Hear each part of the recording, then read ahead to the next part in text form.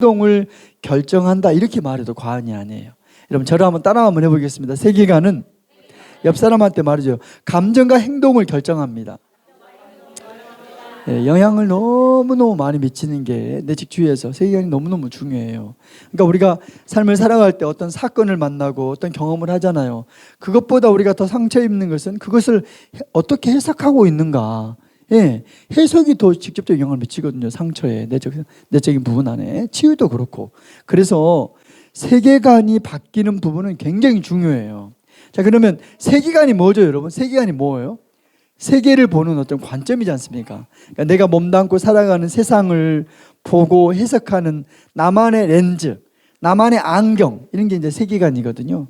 이 세계관이 우리 꼭 이제 제가 성경적 세계관, 기독교 세계관을 기초로 해서 강의를 하겠지만, 우리끼리 있으니까 뭐 그러지만, 뭐 다른 세계관도 많아요. 인본주의적 다른 세계관, 진화론적 세계관이 있잖아요. 아니면 뭐 유물론적 세계관, 유물사관이라고 그럽니다. 그런가 하면은 뭐 요즘은 또 범신론이 얼마나 많은지 몰라요. 그러니까 자연 자체를 신으로 봐버리잖아요. 모든 것이 신이다 이렇게 접근. 그러니까 뉴에이지 운동이요, 이 범신론하고 아주 밀접한 연관성이 있습니다. 그런가 하면 또 과학 만능주의라고, 그러니까 우리 인생의 해답을 과학에서 찾으려는 그런 접근, 그런 세계관이 있어요. 그런가 하면 또 이혼론이라고 해서 이제 영적인 것과 세속적인 것을 자꾸 구분하는 그런 세계관도 있고, 또 이신론이라고, 이건 뭐냐면 이제 하나님의 창조를 인정하긴 해요. 근데 그 하나님이 오늘 막 살아있는데 삶의 한복판에 인터벤션, 개입하지는 않는다. 이런 세계관이 이신론적인 세계거든요.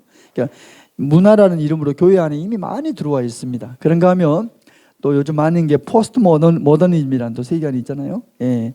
포스트 모더니즘이라는 세계관은 이제 어떤 절대적 진리, 절대적인 진리는 없다 얘기하잖아요. 진리의 상대성을 막 강조하면서.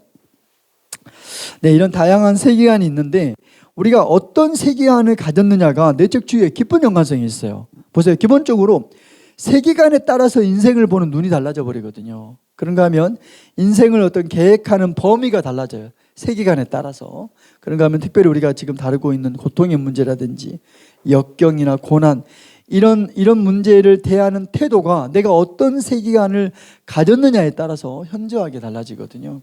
세계관은 아무리 강조해도 지나치지가 않습니다. 일반적으로 세계관의 구조라고 말했을 때 네 가지거든요. 첫 번째는 인식론이고, 두 번째가 존재론, 세 번째 목적론, 네 번째 가치론입니다. 우리 한번 따라서 한번 해볼까요? 인식론, 존재론, 목적론, 가치론. 내가 어떤 세계관을 가졌든 인생이란 무엇인가, 어떤 근원적인 인생에 대한 문제를 접할 때 보면은 이 네 가지 구조 안에 다 들어가요. 어떤 세계관이든 다 관심이 있습니다. 인식론하고 존재론, 목적론, 가치론은. 근데 이제 여기서 굳이 내적 치유에서 브루스 박사님이 이 부분을 강조한 이유는 이 네 가지 주제, 인식론, 존재론, 목적론, 가치론이라는 네 가지 주제들이 담고 있는 어떤 질문들이 있어요. 머금고 있는 질문들. 그 질문을 내 마음에다가 던져보고 답을 찾아가도록 이 강의가 그걸 격려해요. 그렇게 답을 찾아가면서 결국은 자신과의 관계를 개발하자는 거죠. 그게 진짜 나를 사랑하는 접근이고. 차례대로 한번 보겠습니다. 첫 번째는 인식론이라는 주제거든요. 그러니까 인식론은요, 여러분 인식론이 너무너무 중요해요. 인식이. 그러니까 내가 어떻게 인식하고 있느냐에 따라서 내 삶의 현장에서의 선택이 달라져 버리거든요. 그러니까 우리 삶의 결정에 지대한 영향을 미치는 게 인식이에요. 어떻게 인식하고 있느냐. 예를 한번 들어볼까요? 그러니까 보세요. 요즘 막 이제 결혼철이어가지고 제가 어제 어디 서울의 어디 교회 강의 갔는데, 와, 그 한 주인데 제가 토요일 아침부터 오후 저녁까지 강의하는데 그 시간에 결혼을 4쌍이나 하더라고. 그렇게 요즘 결혼 많이 하잖아요. 그러니까 결혼관이 사람마다 다 달라요. 그러니까 결혼이라는 이 주제에 대해서 내가 어떻게 인식하고 있는가, 결혼을 나는 어떻게 정의하고 어떻게 바라보고 어떻게 알고 있느냐에 따라서 사람들이 선택이 다 달라요. 결혼 배우자를 다양하게 선택한다고요. 그러니까 결혼관이 다 다릅니다. 그런가 하면 나는 가정을 어떻게 정의할 건가, 가정을 나는 어떻게 인식하고 있는가, 가정을 나는 어떻게 알고 있지, 가정에 대해서. 그러니까 이런 가정에 대한 어떤 인식, 그 인식에 따라서 사람들의 삶의 현장에서 너무너무 선택들이 달라지거든요. 아니면 뭐 그러니까 국가관이 다 달라요, 사람마다. 그런가 하면 인간이란 무엇인가, 혹은 크리스찬으로서 내가 성공을 나는 어떻게 정의하고 행복을 나는 어떻게 바라볼 건가, 이런 주제들에 대해서 내가 어떻게 인식하느냐가 결정에 지대한 영향을 미쳐버립니다. 예를 들어서 고통의 문제도 그래요. 고통을 나는 어떻게 바라볼 건가, 죽음을 나는 어떻게 정의할 거냐예요.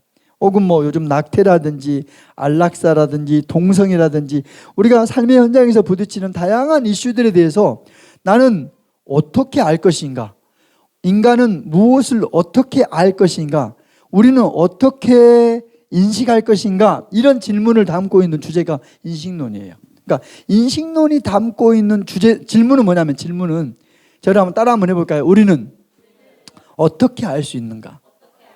어떻게 인식할 수 있는가? 그러니까 삶의 기준을 뭐에 두고, 뭐에다 판단의 기준을 두고 인식할 거냐예요. 예, 그게 꼭 기준 앞에 서게 하는 게 인식론이거든요. 보세요, 여러분.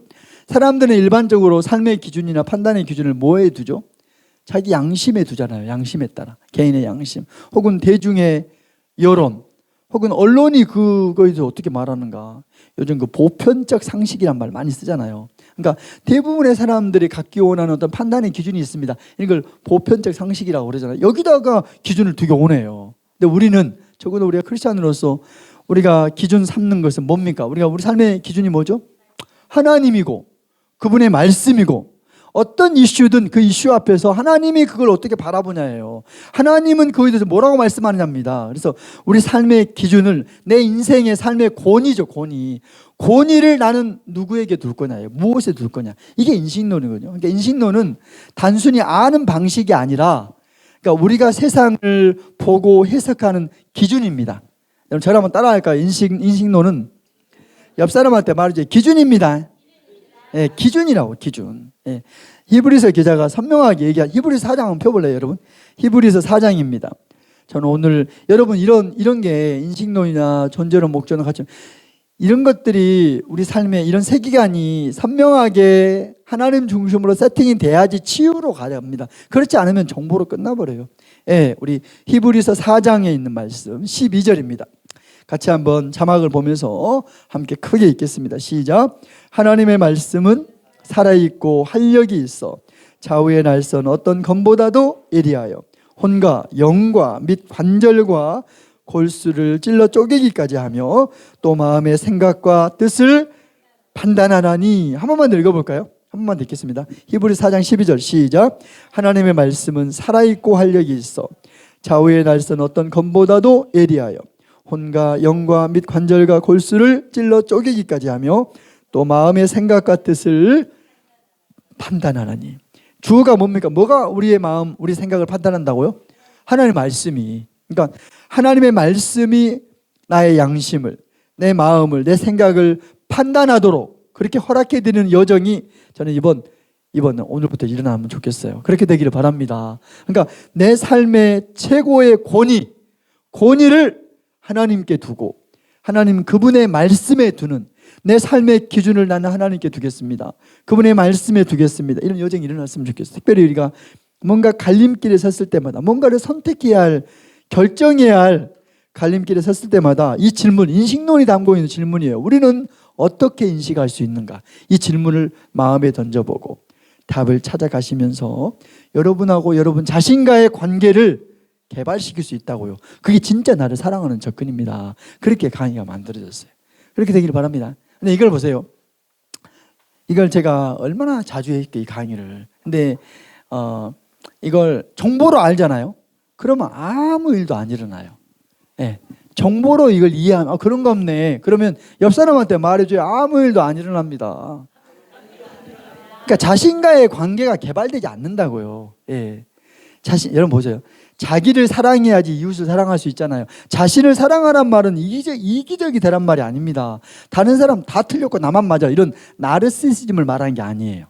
자신을 사랑한다는 말은 다른 말로 말하면 나와 나 자신과의 관계가 개발된 걸 말한다고요. 개발시키는 좋은 방법이 세 개가 있는데 첫 번째는 인식론이에요. 인식론이란 주제가 담고 있는 그 질문을 우리는 어떻게 인식할 수 있는가, 이 질문을 마음에다 던져봐야 돼요. 머릿속에 던지면 누가 말을 못해요. 하나님입니다, 말씀입니다, 누가 말을 못해요. 그거 말고 마음에 던지란 말은 삶의 현장에서 뭔가 갈림길에 섰을 때마다 질문을 던지는 거예요. 나는 어떻게 인식할 수 있는가? 이 상황에서 뭘 기준 삼을 것인가? 인식론은 아는 방식이 아니라고요. 우리가 세상을 보고 해석하는 기준입니다. 그래서 마음에 던져보고 내 삶의 권위를 나는 하나님께 두겠습니다. 하나님 말씀에 두겠습니다. 그런 선택들을 해가면서 여러분하고 여러분 자신과의 관계가 이제 개발되는 일이 일어나면 좋겠어요. 그게 진짜 나를 사랑하는 접근이군요. 나를 무너뜨리고 나를 파괴시키는 게 아니라 많은 사람들이 자신을 파괴하는 그런 삶의 형태로 막 가요. 예. 여러분 요한복음 10장 10절에 보면 도둑이 오는 것과 예수님이 오는 걸, 자기가 오는 걸 비교해서 예수님 말씀하잖아요. 도둑이 오는 것은 도둑질하고 죽이고 멸망시키는 것뿐이요. 도둑은 우리 생명을 빼앗아가기 원해요. 나를 파괴하는 쪽으로 막 끌고 가거든요. 양심이 그렇게 왜곡되어 있습니다. 보편적 상식이 이미 왜곡되어 있다고요. 그래서 우리는 예수님 말씀, 내가 온 것은 양으로 생명을 얻게 하고 더 풍성히 얻게 하려 함이라 말씀하셨잖아요. 그러려면 예수님이 우리 삶의 기준, 예수님이 내 인생 최고의 권위로 자리매김 돼야지만이 살 수 있습니다. 생명을 얻고, 그리고 내 삶이 그냥, 여러분 그냥 회복이란 말은요, 그냥 상처 입은 거 고친다 이 말이 아니라 무너졌던 내 삶이 다시 세워지는 걸 말해요. 저는 그런 일이 여러분 개인과 가정 안에 일어나면 좋겠습니다. 예, 그러려면 인식론이 중요해요. 옆 사람한테 말이죠. 인식론이 중요합니다.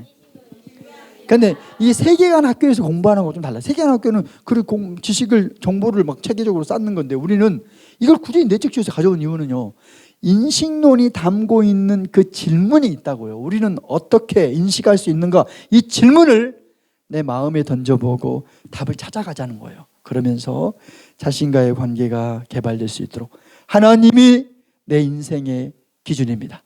믿으십니까? 하나님 말씀이 내 양심과 생각을 판단하도록 순간순간 허락해 드리는 여정이 일어나야 돼요. 인식론이 얼마나 중요한지 몰라요. 그렇게 되기를 바랍니다. 그래서 이것을 막 강의만 막 한다고 이게 된 게 아니거든요. 그래서 이걸 좀 지금 잠깐 옥샵을 할 텐데요.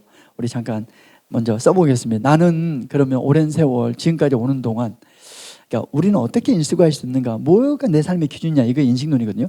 나는 기준을 어디에 두고, 나는 내 마음 안에서 기준을 어디에 두고 그동안 살아왔는가? 한번 써보세요. 어떤 사람이 양심에 두고, 마음에 두고, 생각에 두고, 여론에 두고, 언론에 두고, 보편적 상식에 두고, 나는 어디에 두고 살아왔는가? 정말 하나님과 그분의 말씀인가? 우리 좀 잠깐 하나님 앞에 기도하면서 묻고 찾아가면서 좀 시간들을 먼저 가졌으면, 그리고 혹시나 정말 하나님이 아니었다면, 말씀이 아니었다면 좀 이렇게 회개하면서 마음을 돌이키면서 시간들을 좀 가질까요? 기도하겠습니다. 우리 함께 기도하겠습니다. 네, 이게 뭐 피아노가 없죠? 네, 뭐 음악이 있으면 좋긴 한데 없으면 네, 같이 기도하겠습니다. 하나님 아버지, 하나님 감사합니다. 자신과의 관계가 너무 중요하다고 말씀하셨습니다. 왜냐하면 자신과의 관계가 타인과의 관계를 반영하고 결정한다고 하셨는데, 자신과의 관계를 개발할 수 있는 좋은 방법, 세계관을 우리에게 말씀해 주셔서 고맙고, 세계관의 구조 중에 첫 번째 인식론 우리가 지금 보고 있습니다. 인식론이 담고 있는 질문, 우리는 어떻게 인식할 수 있는가? 뭘 기준으로? 삶의 기준, 판단의 기준, 내 삶의 권위를 나는 어디에 두고 살 건가? 이 질문 앞에 설 때 정말 많은데, 그때마다 하나님의 말씀이 우리 삶의 기준 되기를 소망합니다. 우리 이 시간에 좀 같이 기도할까요? 주님, 오랜 세월 너는 어디에 기준을 두고 권위를 무엇에 두고 살아왔습니까? 혹시 내 마음이 아니었습니까? 돌아보면서 반응하면서, 우리 좀 소리 크게 안 내도 좋아요. 우리 마음을 좀 돌아보면서 같이 기도할까요? 기도하겠습니다. 하나님 아버지, 사랑하는 우리 귀한 형제님들, 자매님들, 아버지, 나는 무엇에 어디에 하나님 내 삶의 기준을 혹시나 보편적 상식에 그렇게 두고 살아오지는 않는지요. 내 마음과 생각에 내 삶의 권위를 거기에 두고 내가 주인 돼서 살아오지는 않았는지요. 인식론은 아는 방식이 아니라 하나님 기준이라고, 우리가 세상을 보고 해석하는 기준이라고 말씀하셨는데, 하나님, 우리 기준이 먼저 세워지는 시간 되게 해주십시오. 하나님으로 세워질 때 치유가 일어나는데, 하나님의 관점인 말씀으로 세워질 때 치유가 일어나는데, 먼저 인식론이 제대로 세팅되도록 도와주세요. 오 성령님, 할렐루야. 주님, 예수님의 이름으로 기도합니다. 아멘.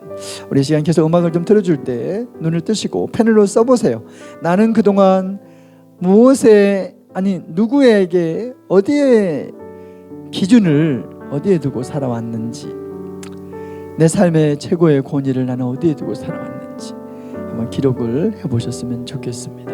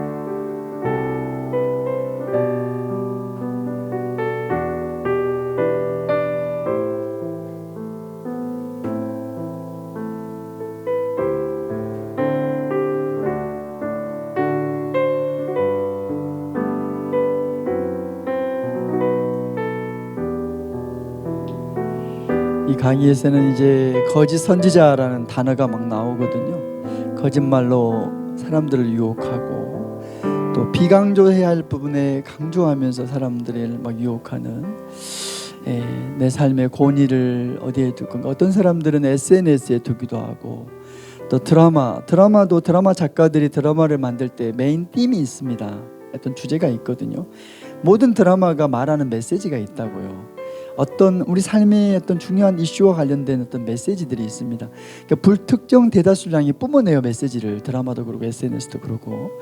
나는 삶의 권위를 어디에 두고 있는가. 사람들이 그런 보편적 상식, 그냥 대부분의 사람들이 갖기 원하는, 공통적으로 갖기 원하는 판단의 기준, 그냥 그걸 따라가는 사람들이 진짜 많습니다. 그러면 치유가 안 일어나요. 보세요, 인식론은 그렇게 세팅해놓고 내적 치유는 기도받고 은혜 받고 좋아 아무 일이 안 일어나 버려요. 그러니까 이게 갭이 너무 크다고요.